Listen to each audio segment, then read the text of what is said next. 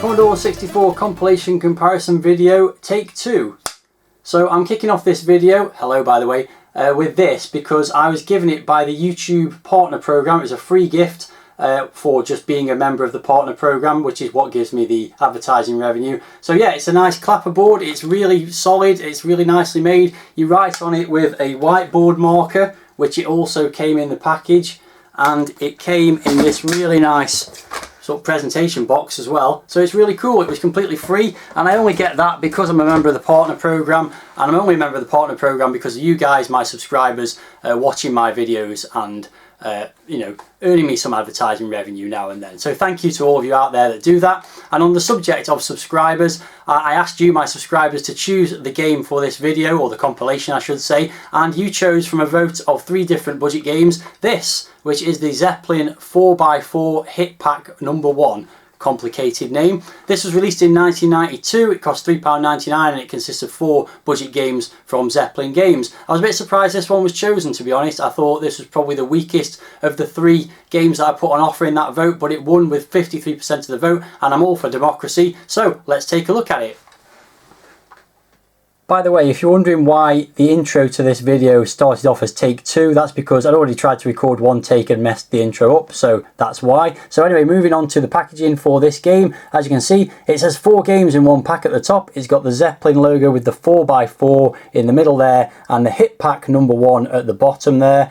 They've got very convoluted names, these compilations from Zeppelin. So there's 4 games on it, as you've already worked out. They are Kenny Dalglish Soccer Manager, Mountain Bike Racer, I think it's called, Para Assault Course, and Rally Simulator. So kind of a sporting theme, loosely, to the 4 games, but very loosely.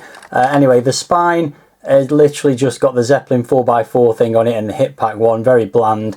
And on the back you've got screenshots and descriptions of the 4 games, done pretty nicely, some coloured backgrounds and things on there. Strangely, and we see this a lot on these compilations, the order of the games is slightly different to the order on the front, with Rally Simulator being put second instead of bottom. It's actually bottom right on the pictures on the front there. So I don't know why they did that, but they're not the only ones. Codemasters did that. I think Alternative do it with theirs as well. They just put the game names in a different order on the back than they do on the front.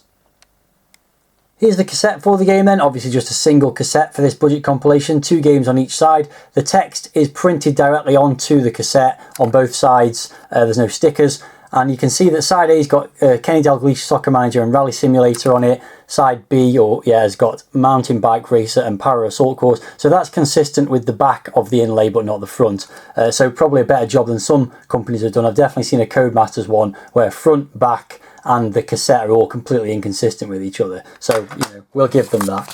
So moving on to the instructions on the inlay, you get a full page of instructions for Kenny Dalglish Soccer Manager, unsurprisingly, because that's going to be the most complex in terms of how you interact with the game. There's also the loading instructions at the top there, and then there's 2 pages on the inside that cover Rally Simulator, not much information for that one. Mountain Bike Racer gets like 2/3 of a page, and then Para Assault Course gets a whole page. And then the other information on the inlay, you've got the opportunity to join the Zeppelin Air Crew, which is their club, and a bit of copyright information and that kind of thing. So the instructions and inlay, they're not too bad, but they're a bit bland. They don't really stand out very much. Certainly some of the other companies, like Codemasters for example, I think their packaging for their budget compilations is of a better standard than this, generally speaking.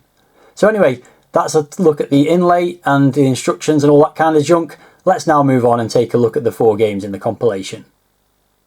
Kicking off this collection, pun intended, is Kenny Dalglish Soccer Manager, originally published by Zeppelin in 1989. Your job is to take charge of an English football team and try to guide them to success in the league and 2 cup competitions. You start with a squad of around 20 players from which to choose your team of 11, and can adjust the starting lineup and formation prior to each match. You can also buy and sell players, as well as consult with the club staff to get advice on tactics, injuries, objectives and the club's financial status. First off, there's no mention of Kenny Dalglish anywhere in this game, so the endorsement was clearly a last minute thing designed to give more gravitas to an already produced football management game. When you start the game, the initial team selection screen is rubbish, as you cycle through team names in a seemingly random order before choosing the one you want. It wouldn't have taken much more effort to let you pick your team from a list, would it? After that, you get into the main game screen, and that is graphically well presented with an attractive stadium view and nice icons for all the game options. You will need the instructions or some trial and error to decipher them though, as there's no supporting text describing what they all mean. Interaction with the game is all joystick driven via a cursor.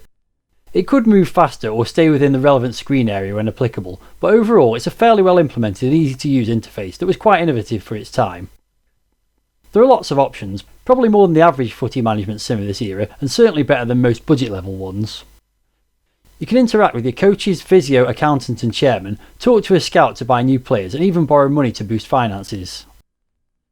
On the pre-match screen you can view your next opponent and get advice from a scout, though in my experience he always said play for a draw, even in cup games. There are also options to view your current team selection, sell players and of course select the team for the next game. Team selection is awkward, as you have to cycle through separate screens for defence, midfield and attack, which means you have to do it again if you want to drop an attacking player in favour of boosting the midfield, for example. Once the team is selected, you progress to the match and can optionally change your formation. This is a neat feature for a game of this era, but it's not very well implemented. The opposition keeper is the same colour as your outfield team, so it's not very intuitive where to place players when you first see it. You also don't know which position of player from your team you are placing, so it doesn't really make a lot of sense, and I'm not sure it makes much difference to the outcome of the match either. From there you go into the match, which features short goalmouth action highlights. You can't change tactics or make substitutions at any point, so you just have to sit and wait to see how it turns out. The match graphics aren't bad, but there's no sound here, or anywhere in the game for that matter. There are only a few different sequences, with minimal player movement on most of them, and they all take place at the same end of the pitch no matter who's attacking. There's also no variation in team colours, yours is always red and the opposition is always blue. This may be just a small thing, but for football fans it's quite important, and just seeing different shirt colours in each match would add some variety too. As it is, it soon gets boring watching the same replays over and over, though these can be switched off via one of the menu options.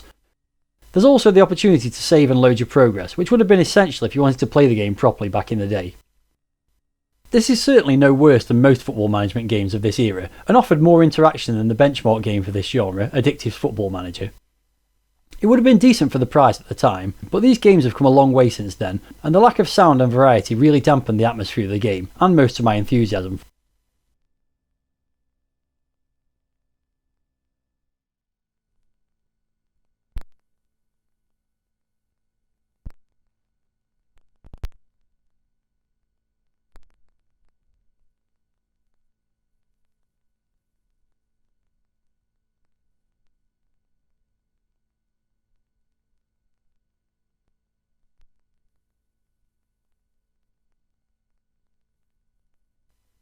Before moving on to the next game in the compilation, I just want to say a quick thank you to Old Scott Retro, who very generously gave me a super thanks on my last Commodore 64 compilation comparison video when I was looking at Now Games 2.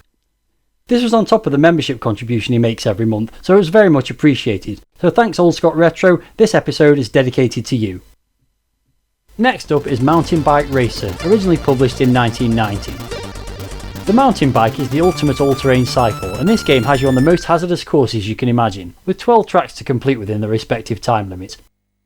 The obstacles to negotiate include hills with slippery muddy downsides, thin walls which need careful balance, sand which is to be avoided, rocks, spikes and barrels which must be jumped, and slippery ice on some stages. At the end of each level you'll be able to spend any cash you've collected in the shop upgrading your bike. You may buy fat tyres, ice chains, an oil can, a puncture kit or a time boost. Like most Zeppelin games, the initial presentation of this one is great, with a smart title screen paired with a catchy SID tune and a high score table. The in-game graphics are impressive, with a large high-resolution player sprite that's well animated, though it is weird that the designer couldn't be bothered to draw anything for when the bike is travelling down a slope. The backgrounds and obstacles are quite simple but nicely drawn, and the colour changes from one level to the next add a feel of variety. The sound is unfortunately disappointing though, with just basic spot effects and no music. The gameplay is essentially a clone of Mastertronic's budget masterpiece Kickstart, but way worse. You must work out the correct speed to traverse the different obstacles and get to the end of the course as quickly as possible, but there's not much variety in the hazards. The dirt slopes need to be entered quickly, but you must then reduce speed for the downslope, whereas the brick ramps need to be slow all the way. Other obstacles just need to be jumped over, but timing your jumps is hard and you need to go fast. This is often made more difficult due to coming off a ramp just before, or being reset too close to them to get up enough speed having previously hit them. The controls were unintuitive, as you push up on the joystick to accelerate and down to brake, rather than right and left, which would make much more sense on the horizontally scrolling course. If you complete a stage, any remaining time is turned to cash to spend in the shop between levels. It's not really clear what purpose the items serve though, as the compilation instructions don't say. One option is ice chains, which is a ridiculous concept to have on a bike. These are presumably needed for the icy stages, but you don't know when or if they're coming up. The items only seem to apply to the next stage and are then reset for the one after if you make it. It's initially frustrating, but you will get better at the game once you work out how to negotiate the obstacles, though it is still annoying when you miss timed jumps and get stuck in an area you can't get past due to bad course design. The game is also a bit glitchy, as the main sprite seems to corrupt slightly, and sometimes you don't get to enter a high score when a game ends, even when you got a qualifying one. This does have some playability once you get into it, but to be honest, Kickstart came out years before this and is a way more polished game, so this one is pretty redundant by comparison.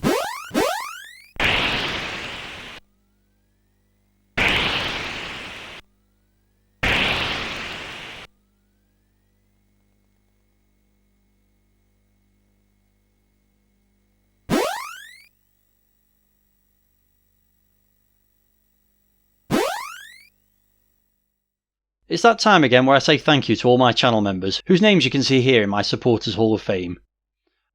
If you're enjoying this video and would like to join these fine folks and support my efforts, why not become a member yourself? For a monthly fee starting from just 99p, you can get access to the special membership perks shown on screen, and more besides. If you're interested, then please click on the join button below this video for more information. If you're not able to commit to a monthly contribution but would still like to support my channel, then you could also give a super thanks. This one-off donation gives you a highlighted comment on whichever video you choose to click the button on, and anyone doing this will also get a shout out from me on a subsequent video. The super thanks button can be found below every video I produce. You can also help raise the profile of this channel by liking this video and leaving a comment, which helps improve my ranking in the mysterious YouTube algorithm. Any support you can give, financial or otherwise, is greatly appreciated. Let's now move on to the third game on this compilation, and this is Para Assault Course, originally released in 1988. You take control of a paratrooper who must traverse as tough and grueling an assault course as you'll get anywhere. You'll have to traverse every obstacle you can imagine, including treacherous water-filled tunnels, monkey bars and death slides. Wall jumps, water hazards, raised logs, barbed wire crawls and thin wall walks complete the kind of course which earns red berets in the paras. I played this joystick waggling combat school clone during the hottest week of the year so far and ended up an exhausted, sweaty mess. The presentation is excellent with the expected title screen, theme music and high score table, but also several different game modes including training for all the obstacles and 3 difficulty levels. The training modes are really good, allowing you to work out how to tackle the different obstacles, and the instructions are mostly accurate for the controls. Graphics wise, you get a nicely animated character sprite and reasonable backgrounds, but they are mostly grey and green in colour and it can be hard to make out the obstacles as they tend to blend in. The in-game sound is quite basic like the previous game, with just footsteps and a few other spot effects in this one. The game is designed to have 2-player split screen, which is in theory an attractive option, but that results in a very narrow vertical screen area. This causes problems when jumping as it scrolls upwards and you can't see where you're going to land or prepare for an obstacle that may follow. Once you've practiced the individual challenges, you can play one of 4 full courses that feature a mixture of the obstacles. These are very long and exhausting with all the joystick waggling you have to do. Every obstacle is overcome by some variant of waggling, so there's no real variety, though some require more vigorous waggling than others. On the water jumps, they'll often be too close together, with just a small patch of land between them, but you have no time to react to jump again when you land, so just fall into the second one. There are also several obstacles that cause an instant game over if you fail them, such as the parallel log jumps, which are really hard to get over. These game-ending obstacles really take any fun out of the game and make it almost impossible to complete any of the 4 courses, especially as you'll probably be knackered by the time you reach them. The game is well presented, with a good range of different hazards to overcome, but completing any course is going to be tough unless you're really focused. It does have that 2-player option, but that's unlikely to make it much more playable, to be honest.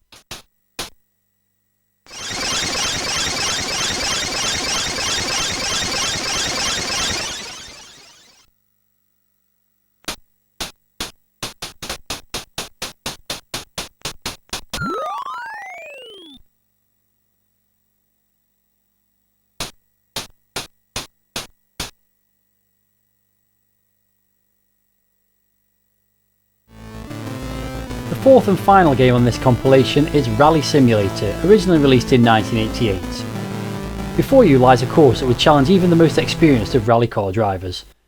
Tight corners, narrow lanes, other cars and chicanes all conspire to slow you down on your race against your opponents and the clock.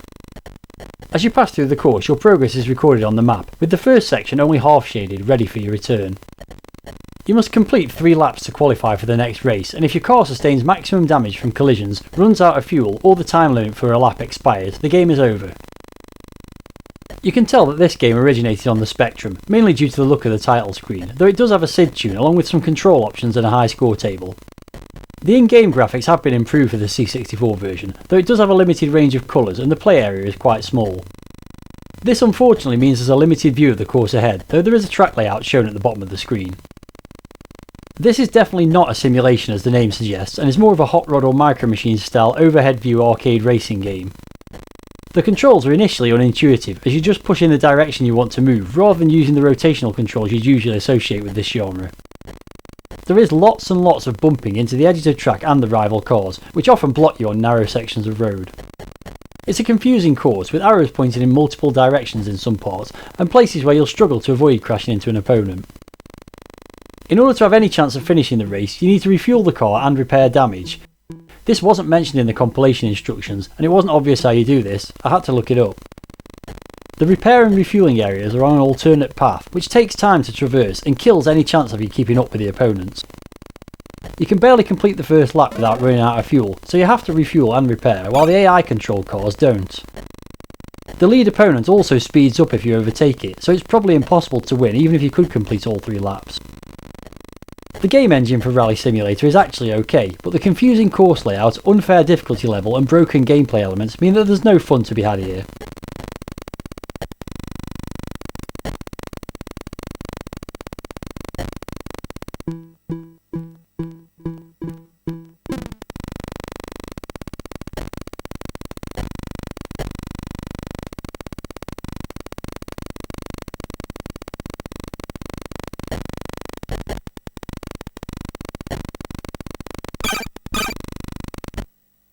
That brings my detailed look at the 4 games in Zeppelin's 4x4 hit pack 1 to an end. The company was known for some really high quality budget titles such as Zybex, Arnie and Draconis. Unfortunately, from what I've seen on this and their combat pack that I reviewed earlier in this series, none of those desirable games have made it onto these compilations. What we have here is a collection of nice looking titles with decidedly average gameplay for the most part.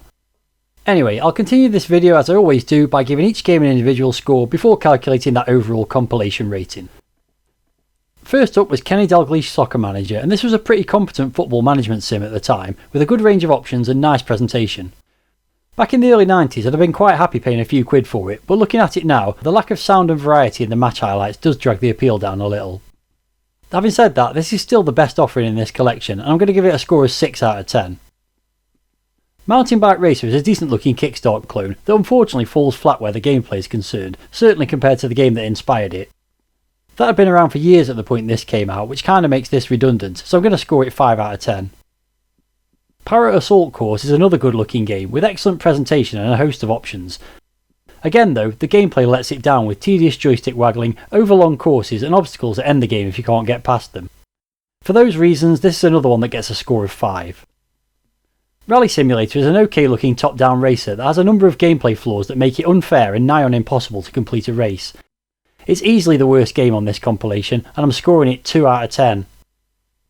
Moving on to the overall compilation rating, as always I'll begin with the packaging, and for this one the overall look of the packaging is okay, with game art and screenshots on the outer cover, but it's not as visually appealing as the competing offerings from the likes of Codemasters and Alternative Software.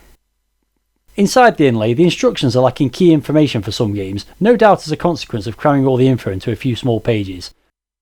Overall the packaging is average, and I'm going to score it 6 out of 10.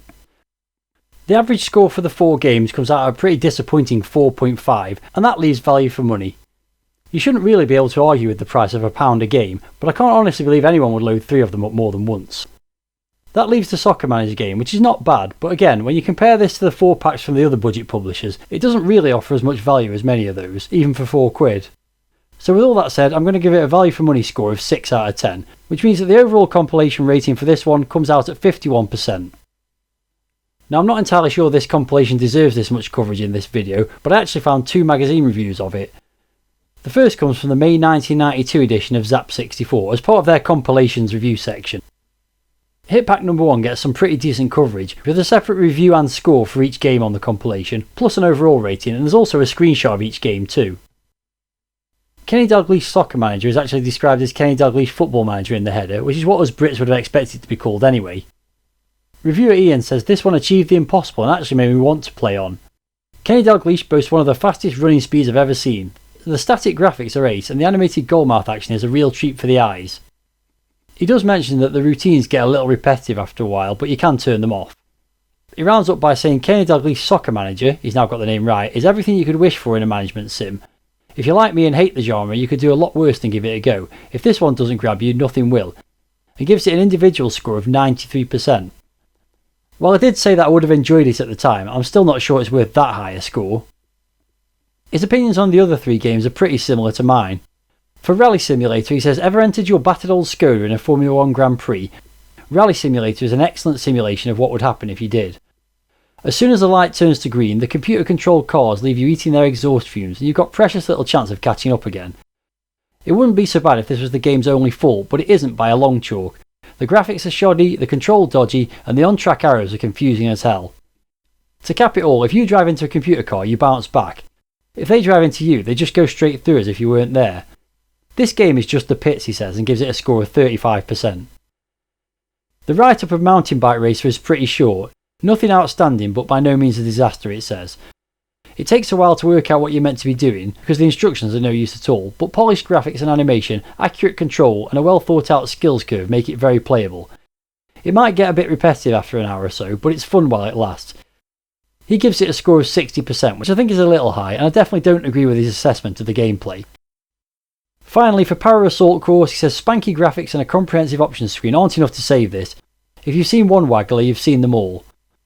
He goes on to say the time limit is generous, but with such unforgiving obstacles it has to be. Also, halfway through each course there's an obstacle that ends the game if not completed first time, but by the time you get there your waggling arm is so tired you come a cropper anyway, and that's exactly the problem I had with it. He gives it a score of 50%, which tallies nicely with my 5 out of 10. He goes with an overall rating of 78%, which is definitely too high, saying I never thought I'd see a compilation that sold on a management sim.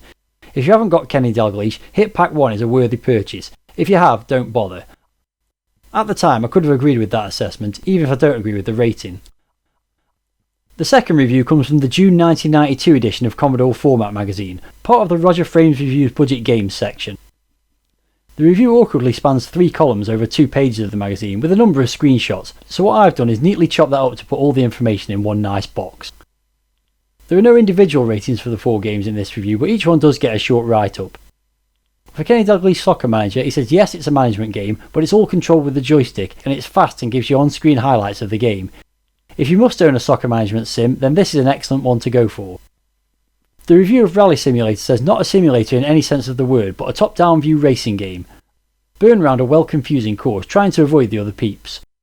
Not as good as Badlands or Super Sprint, but better than a punch in the ear from an irate panda. For Power Assault Course it says flap your joystick as fast as you can, jump over things and try not to smash your head on any stone walls. Friends tell me this is exactly what the parachute regiment is like. And finally, for Mountain Bike Racer, or Simulator as it says here, again not really a simulator at all, but it wasn't actually called one to be fair. The task facing you is simple. You must ride a slightly weedy mountain bike seen from side view over a series of tough bumps.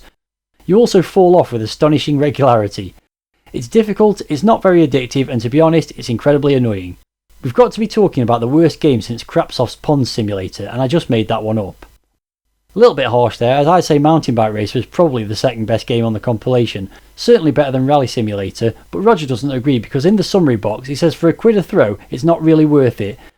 The best is Rally Simulator, Kenny Dalglish is good for a management sim, but the other two are as sad as people who still talk about the hit parade thinking they're trendy. He gives it an overall frame rate of 49%, which is almost exactly the same score as I gave it. So while we may disagree on the quality of some of the individual games, our overall assessment of the compilation is basically the same.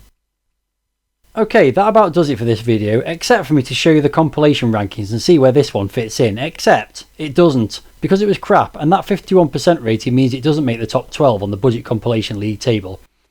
It's even worse than the also disappointing 4x4 Combat Pack from Zeppelin, by just 1%.